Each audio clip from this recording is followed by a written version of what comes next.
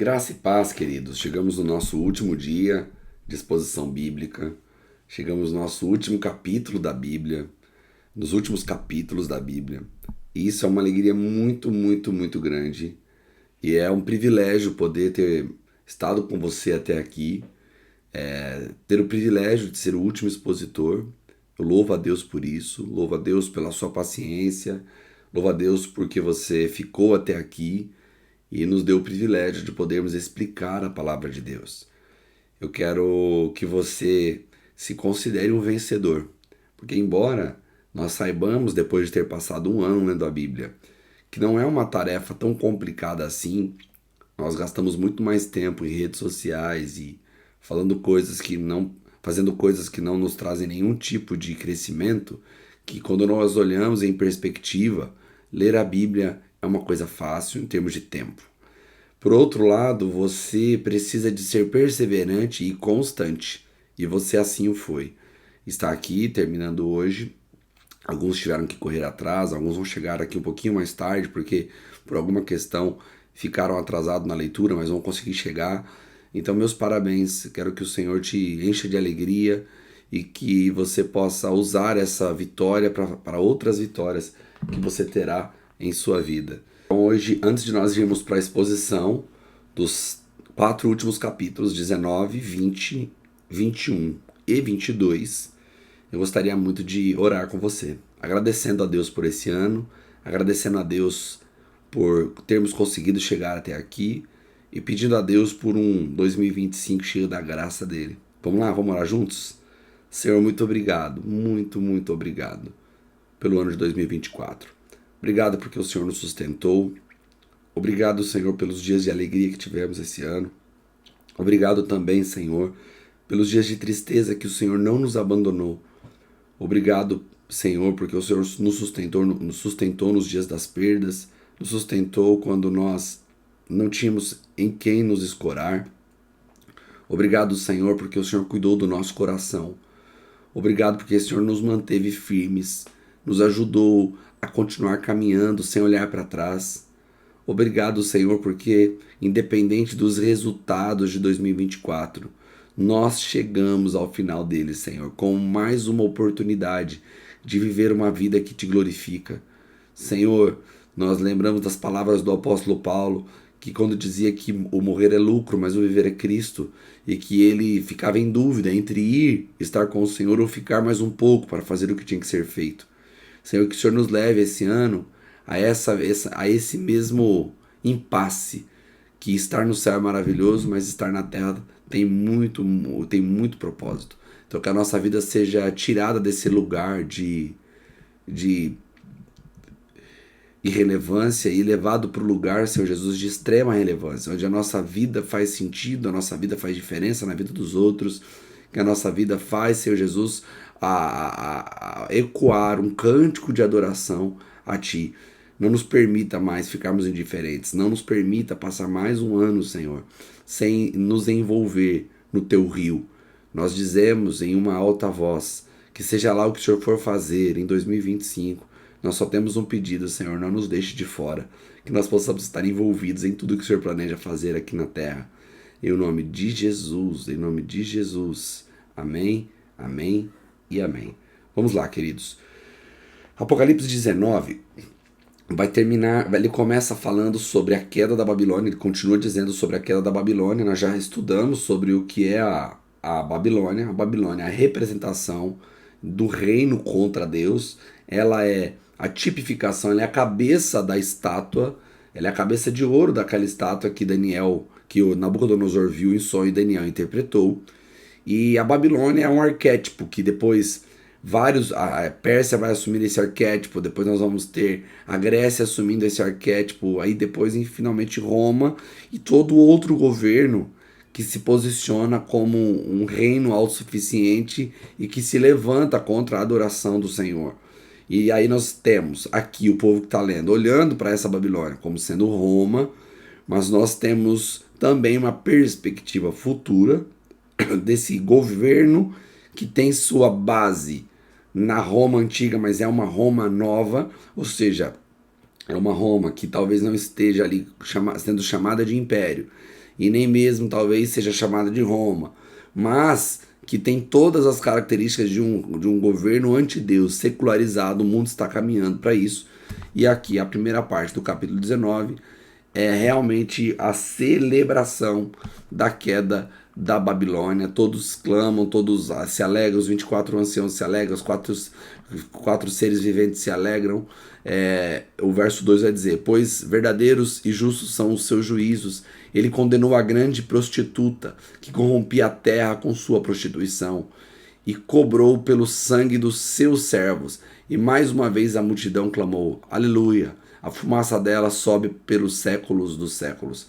É muito importante para eles lerem isso daqui, para nós, que toda injustiça chegará ao fim, que o Deus que deu seu sangue pelos seus inimigos um dia cobrará daqueles que não aceitaram seu sacrifício e lutaram contra os seus santos.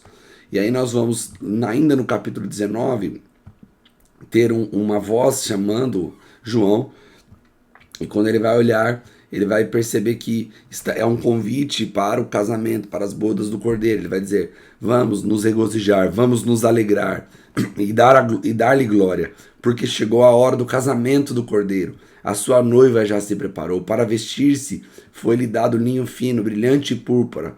Ora, o linho fino são os atos de justiça dos santos. Ou seja, a igreja adornada com uma roupa bonita para o casamento. O anjo me disse: escreva: bem-aventurados que são chamados para o banquete do casamento do Cordeiro. Isaías já falava desse banquete. Ele acrescentou: essas são as verdadeiras palavras de Deus. Então prostrei-me aos teus pés para adorá-lo. Mas ele disse: não faça isso. Sou servo como você e como seus irmãos que se mantêm fiéis ao testemunho de Jesus. Ou seja, ele pensou ser Jesus e não era. Adore a Deus, pois o espírito da profecia é o testemunho de Jesus. E aí, a partir do verso 11, já vai voltar, vai falar sobre ali o sexto selo, sobre aquela guerra, a sexta taça que é derramada, que vai falar sobre guerra, sobre juízo. E ele vai dizer: então vi os céus abertos, eis que diante de mim havia um cavalo branco. Cavalo branco era o cavalo usado pelos reis na hora das conquistas, cujo cavaleiro se chama Fiel, verdadeiro, e julga e guerreia com justiça. Os seus olhos são como chamas de fogo, a sua cabeça como um diadema, e um nome escrito só ele conhece, e um nome escrito que só ele conhece, ninguém mais. Está vestido com um manto tingido de sangue, e o seu nome é a Palavra de Deus. Os exércitos do céu seguiam vestidos de linho fino. Aqui está falando os santos, linho fino. Ele acabou de dizer quais eram as roupas que nós receberemos: branco e puro, montados também em cavalos brancos. Da sua boca sai uma espada afiada, com a qual ferirá as nações. Ou seja, só a boca dele será a arma que ele usará naquele dia. Ele governará com cetro de ferro, ele pisará o lagar do vinho do furor da ira de Deus Todo-Poderoso. No seu manto, na sua coxa está escrito: Rei dos Reis e Senhor dos Senhores. Lá no verso 18 vai dizer assim: então vi a besta, os reis da terra e os seus exércitos reunindo para guerrear contra aquele que está montado no cavalo e contra o seu exército. A besta, porém, foi presa, e com ela o falso profeta que havia realizado sinais milagrosos em nome dela, com os quais ele enganou, e os que receberam a marca da besta e adoraram a imagem dela. Os dois foram lançados vivos no lago de fogo que arde com enxofre. Os demais foram mortos com espada que saía da boca daquele que está montado no cavalo. Todas as aves se fartarão com a carne deles. Lembra que nós já vimos os textos bíblicos dizendo que o Senhor venceria eles só com a palavra de sua boca. Então está mostrando que Jesus não precisa de arma para guerrear contra aqueles que vêm armados contra ele, porque sua boca é poderosa para lhe dar a vitória e dar a vitória aos seus santos. Capítulo 20. Vai falar sobre o milênio agora. Muito, muito lindo isso daqui. Então vi descer dos céus um anjo que trazia na mão a chave do abismo e uma grande corrente. Ele prendeu o dragão, está falando de Satanás, a antiga serpente, que é o diabo, Satanás, e o acorrentou por 1000 anos. Lançou-o no abismo, fechou-o, pôs um selo sobre ele, para assim impedi-lo de enganar as nações, até que se completasse os 1000 anos. Depois disso, é necessário que ele seja solto por um pouco de tempo. Vi tronos nos quais se sentaram aquele a quem havia sido dada a autoridade para julgar. Vi as almas dos que foram decapitados por causa do testemunho de Jesus e da palavra de Deus. eles não tinham adorado a besta nem a sua imagem, tampouco tinham recebido sua marca na testa ou nas mãos. Eles ressuscitaram e reinaram com Cristo durante 1000 anos. O restante dos mortos não voltou a viver até que se completasse os 1000 anos. Esta é a primeira ressurreição. Bem-aventurados os santos que participam da primeira ressurreição. A segunda morte não tem poder sobre eles. Serão os sacerdotes de Deus e de Cristo e reinarão com ele durante 1000 anos. Então vamos entender isso aqui. Está dizendo que no final da guerra do Armagedon, aquela guerra que Jesus vai vir junto com seus santos e vai vencer a batalha e vai prender, vai jogar o falso profeta e a besta vivos no inferno e também vai prender o grande dragão por 1000 anos. Ele está dizendo que depois dessa guerra do Armagedon vão ressuscitar todos aqueles que morreram em Cristo.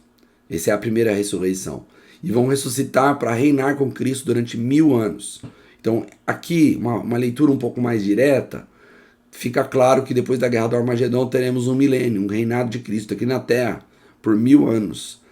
Algumas pessoas são amilenistas, elas acreditam que o milênio já está acontecendo desde que Jesus Cristo ressuscitou e implantou seu reino na Terra. Eles entendem o 1000 não como um número literal, mas como um número de plenitude, de muito, ou seja, vai reinar por muitos anos como se nós já estivéssemos reinando com Cristo. Eles vão dizer que Satanás está preso no sentido de que está limitado a sua ação, mas aqueles que são pré-milenistas, que são a maioria, eles acreditam que, mesmo sendo pós-tribulacionistas ou pré-tribulacionistas, eles acreditam que haverá de fato 1000 anos literais aqui na Terra de reinado, onde os santos reinarão com Cristo e os mortos ressuscitarão para poder reinar com ele. O verso 7 vai dizer: quando terminaram os 1000 anos, Satanás será solto de sua prisão e sairá para enganar as nações. Então, nos 4 cantos da terra, Gog e Magog, a fim de reuni-las para a batalha, em um número que era como a areia do mar, as nações marcharam por toda a superfície da terra e cercaram o acampamento dos santos e a cidade amada. Um fogo, porém, desceu do céu e as devorou. O diabo que as enganava foi lançado no fogo do lago de fogo e enxofre, onde já havia sido lançado a besta e o falso profeta. Eles serão atormentados dia e noite pelos séculos dos séculos. Então, se a pessoa está fazendo uma leitura menos literal e mais simbólica, os 1000 anos pode ser referência a todo o tempo da história depois de Jesus. E aqui estaria fazendo uma referência diferente à mesma guerra do Armagedon. Se a pessoa está fazendo uma leitura nesse momento um pouco mais literal, ele entende que haverá realmente 1000 anos, onde haverá um governo de Jesus aqui na Terra, e depois de 1000 anos, Satanás será solto outra vez, e haverá, pasmem, mesmo ele estando preso durante 1000 anos, quando ele se levantar, ele conseguirá levantar um novo exército contra o Senhor, mas também será destruído com fogo que sairá da grande cidade. Então o verso 11 vai falar sobre o trono branco, o trono de julgamento. Vai dizer assim: depois vi um grande trono branco, e aquele que nele estava sentado, a terra e o céu fugiram da sua presença, e não se encontrou lugar para eles. Vi também os mortos, grandes e pequenos, em pé diante do trono. Livros foram abertos. Outro livro foi aberto, o livro da vida. Os mortos foram julgados de acordo com o que tinham feito, segundo o que estava escrito nos livros. O mar entregou seus mortos que nele havia. A morte e o Hades entregaram os mortos que nele havia, e cada um foi julgado de acordo com o que tinha feito. Então a morte e o Hades foram lançados no lago de fogo. O lago de fogo é a segunda morte. Aqueles cujo nome não foram encontrados, escritos no livro da vida, foram lançados no lago de fogo. Esse é o último julgamento. Depois disso daqui, não haverá mais tentação. A humanidade será livre de uma vez por todas do poder, da presença do pecado, da presença de Satanás, da presença da morte, da presença do Hades. E nós viveremos aquilo que o Senhor havia planejado desde o Éden para todos nós. E agora, a partir do verso 21, ele vai falar do novo céu e da nova terra. Ele vai dizer: então vi novos céus e nova terra, pois o primeiro céu e a primeira terra já tinha passado, e o mar já não existia. Vi a cidade santa, a nova Jerusalém, que descia dos céus, da parte de Deus, preparada como uma noiva adornada para o seu esposo. Aleluia. ouvi uma alta voz que vinha do trono e dizia: Eis que o tabernáculo de Deus está com os homens, com os quais ele viverá. Eles serão seu povo, e o próprio Deus estará com eles e será o Deus deles. Ele enxugará dos olhos toda lágrima. Não haverá mais morte, nem aflição, nem choro, nem dor, pois as coisas antigas já passaram. Irmãos, é muito emocionante perceber que a vida aqui ela tem um desfecho e o nosso Deus está nos esperando para um novo céu, para uma nova terra.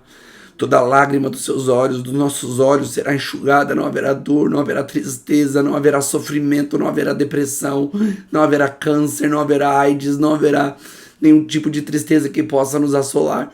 Se nós hoje já nos alegramos na presença do Senhor, quando temos um pequeno vislumbre de sua glória, imagine o que acontecerá quando nós estivermos mergulhados nessa glória eternamente. Aleluia. Quando nós vemos o verso 8, vai dizer assim: quanto aos covardes, aos descrentes, aos abomináveis, aos assassinos, aos que cometem imoralidade sexual, aos que praticam feitiçaria, aos que praticam idolatria, e todos os mentirosos, o lugar deles será no lago que arde com fogo e enxofre. Essa é a segunda morte. E agora ele vai falar sobre a nova Jerusalém e a noiva do Cordeiro. Vai falar sobre vai falar sobre a cidade que desce do céu e vai falar sobre a igreja. Ele vai dizer: um dos 7 anjos que tinham as 7 taças cheias das últimas 7 pragas aproximou-se e me disse: venha, eu mostrarei a você a noiva, a esposa do Cordeiro. Ele me levou no espírito a um grande e alto monte e mostrou-me a cidade, a Jerusalém que descia dos céus da parte de Deus. Ela resplandecia como a glória de Deus, e o seu brilho era como a de uma joia muito preciosa, como jaspe, clara e como cristal. Tinha um grande e alto muro, com 12 portas e 12 anjos às portas. Nas portas estavam escritos os nomes das 12 tribos de Israel. Haviam 3 portas ao leste, 3 ao norte, 3 ao sul, 3 ao oeste. O muro da cidade tinha 12 fundamentos, e nele estavam os nomes dos 12 apóstolos do Cordeiro. O anjo que estava comigo tinha uma vara de ouro para medir a cidade, e as suas portas e os seus muros. A cidade era quadrangular, de comprimento e de largura eram iguais. Ele mediu a cidade com a vara e 12.000 estádios de comprimento. 12.000 é 2.200 quilômetros de comprimento. A largura e a altura eram iguais ao comprimento. Ele mediu o muro e deu 140 côvados, ou seja, 65 metros de largura, de espessura o muro. Isso é uma medida humana.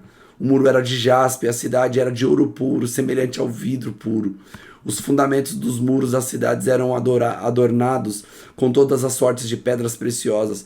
O primeiro fundamento era de jaspe, o segundo de zafiro, o terceiro de calcedônia, o quarto como esmeralda, o quinto como sardônio, o sexto como sardio, o sétimo como crisólito, o oitavo como berilo, o nono como topázio, o 10º como crisópraso, o décimo primeiro como jacinto, o 12º como ametista. As 12 portas eram 12 pérolas, cada porta era de uma única pérola. A rua principal da cidade era de ouro puro, como vidro transparente. E olha que interessante que ele vai dizer aqui: não vi templo algum na cidade, pois o Senhor Deus, o Todo-Poderoso, e o Cordeiro são o seu templo. A cidade não precisa de sol nem de lua que brilhem sobre ela, pois a glória de Deus ilumina, e o Cordeiro é a sua lâmpada.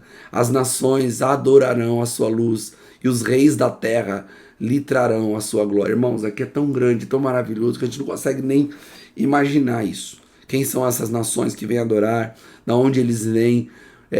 Como que vai ser fora da cidade? Uma cidade que é praticamente do tamanho do Brasil, maior que o Brasil, porque embora o Brasil tenha 3.300 quilômetros aí, mais ou menos, sei lá, de comprimento, nós vamos ter uma cidade que é 2.200 quilômetros, mas ela é de largura, de altura, de comprimento. Uma cidade inteira, totalmente construída. Irmãos, é uma coisa que nós não conseguimos imaginar. Ele está dizendo que essa cidade desce do céu para a terra, uma cidade pronta, uma cidade construída na eternidade, que um dia vai se manifestar aqui na própria terra. Não precisará de templo, na cidade não precisará de luz, porque o Senhor será a sua luz. E enfim chegamos no capítulo 22. E aqui ele começa a falar sobre o rio da vida. Ele vai dizer: então o anjo me mostrou o rio da água da vida, que é claro como um cristal, fluía do trono de Deus e do Cordeiro. No meio da rua principal da cidade, de cada lado do rio estava a árvore da vida, que frutifica 12 vezes por ano, uma por mês. As folhas da árvore servem para a cura das nações. Vai dizer que já não vai ter maldição nenhuma, que vai de uma vez dizer que não vai precisar de luz. E aí ele vem chegar aqui no verso 7 falando sobre Jesus. E ele vai dizer: eis que venho em breve. Bem-aventurado aquele que guarda as palavras da profecia desse livro. E aí João vai dizer sobre ele, vai dizendo: eu, João, sou aquele que ouviu e viu estas coisas. Tendo-as ouvido e visto, prostrei-me aos pés do anjo, que me mostrou tudo aquilo para adorá-lo. Contudo, ele me disse: não faça isso. Mostrou tudo aquilo. E ele vai dizer: não faça isso. Sou um servo como você e seus irmãos, os profetas, e como os que guardam as palavras desse livro. Adore a Deus. Então ele me disse: não cele as palavras da profecia desse livro, pois o tempo está próximo. Continue o injusto a praticar injustiça, continue o imundo na imundícia, continue o justo a praticar justiça e continue o santo a santificar-se. Então aqui nesse ele está dizendo que vai chegar um tempo onde não adianta mais, não tem como mais andar em cima do muro.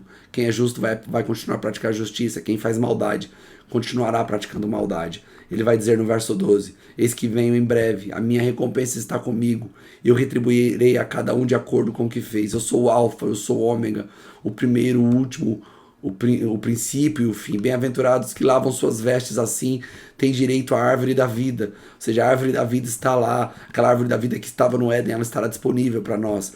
E podem entrar na cidade pelas portas. Fora ficam os cães, os que praticam a feitiçaria, os que cometem imoralidade sexual, os assassinos, os idólatras e todos que amam e praticam a mentira. Eu, Jesus, enviei o meu anjo para dar a vocês este testemunho concernente às igrejas. Eu sou a raiz, o descendente de Davi, a resplandecente estrela da manhã. O Espírito e a noiva dizem: vem. Todo aquele que ouvir, diga: vem. Quem tiver sede, venha. E quem quiser beber de graça da água da vida. Declaro a todos que ouvem estas palavras da profecia desse livro: se alguém lhe acrescentar algo, Deus lhe acrescentará pragas descritas nesse livro. Se alguém tirar alguma palavra desse livro de profecia, Deus tirará dele a sua parte da árvore da vida e da cidade santa, que estão descritas neste livro. Aquele que dá testemunho dessas coisas diz: sim, venho em breve. Amém. Vem, Senhor Jesus. A graça do Senhor Jesus seja com todos os santos. Amém. E eu termino dizendo: eu quero te encontrar nesse grande dia, onde nós estaremos juntos caminhando pelas ruas de ouro. E nós estaremos ali bebendo do rio da vida, comendo da árvore da vida. Nós estaremos servindo ao Cordeiro. E nós estaremos desfrutando da maior alegria de toda a nossa história. Nenhuma felicidade que você sentiu até hoje, nenhuma paz que você sentiu até hoje, nenhum bem-estar que você sentiu até hoje é de se comparar com a glória que há de ser revelada. Que Deus te abençoe e que você tenha um lindo dia.